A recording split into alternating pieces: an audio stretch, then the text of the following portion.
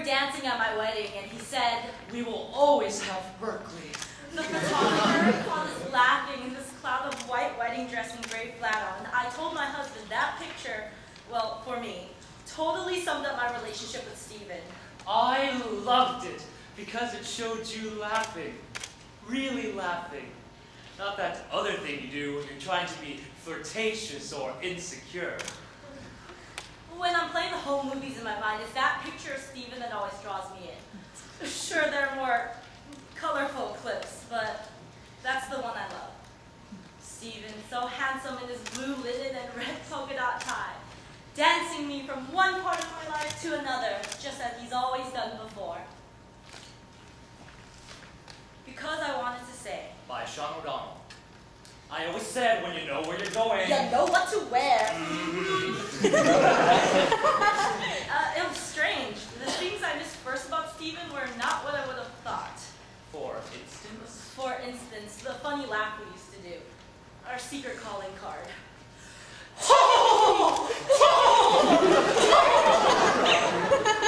Without Stephen providing harmony, it was, I don't know.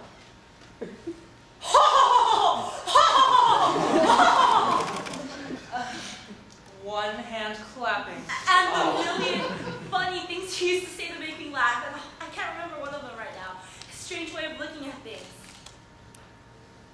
These things are already fading, and that's what scares me. Scares me more than all the scary stuff that came before. Because if I don't remember, then all I have is an old Godiva box filled with letters. No stories, no secrets, nothing to tell. I wanted to tell you. I started to tell you so many times, but... I think I finally knew before he told me. The shock. The rage I felt was incredible. I wanted to kill him. I wanted to kill whoever did this to him. It was too late for that. It was past caring about causes and contributions, ribbons, ranting. The disease had made a successful attack into my life. Of course, I wasn't the first. No, not the first, but to me, the most important. Telling you was one of the most terrifying and important moments of my life. Stephen, how could you let this happen to yourself? How could you be so stupid? It was the wrong thing to say. Of course, that's not what I meant. But when dealt with this particular piece of news, your first reaction is not likely to be how inconvenient. The funny thing is, and I don't mean to trivialize, but it was inconvenient. I'll never forget his face when he told me. 1 part dark victory, 2 parts Blanche Dubois. I wanted to smack him. Perhaps I was a trifle melodramatic. I mean, it was a difficult moment. And a difficult moment is always easier when you're Bette Davis. Okay, I never thought I couldn't go on without him. It was just, there were just some parts of my life that I couldn't imagine without Stephen. It hurt my heart to think that he wouldn't be there for my daughter. She'd be denied his humor, his whimsicality, his love. In telling you, I was afraid that we would try to stuff every moment afterward full of caring and sharing. Try to make every meeting so precious, so special, that we would never forget it. We started to have strange conversations.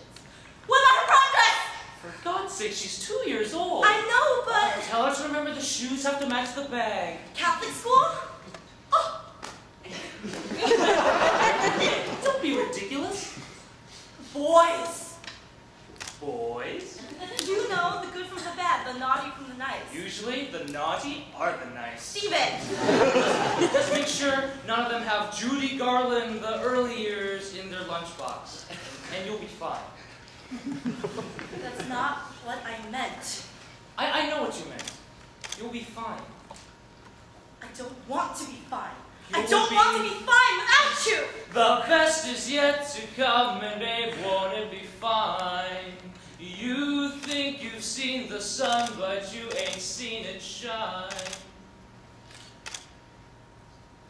You'll be fine. Do you remember how you always used to plan for your funeral? Steven, Tell me about it again.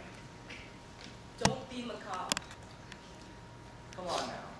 There were 5 little blonde girls. Brunette, and there were 6. All in white. Dresses, shoes.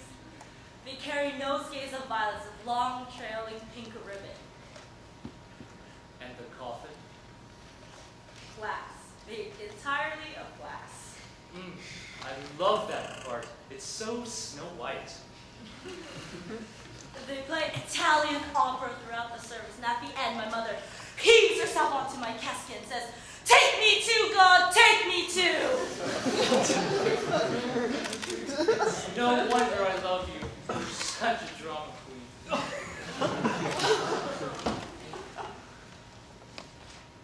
I have something to tell you. Another shocking confession. I was thinking about us, you and me, and I realized that even though I married someone else, it's like all these years I've had a secret second marriage to you.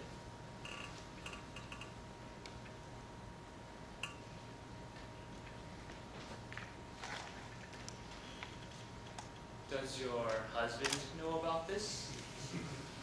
No. Good. Go on. It's just, even though we never... I don't think we could be closer.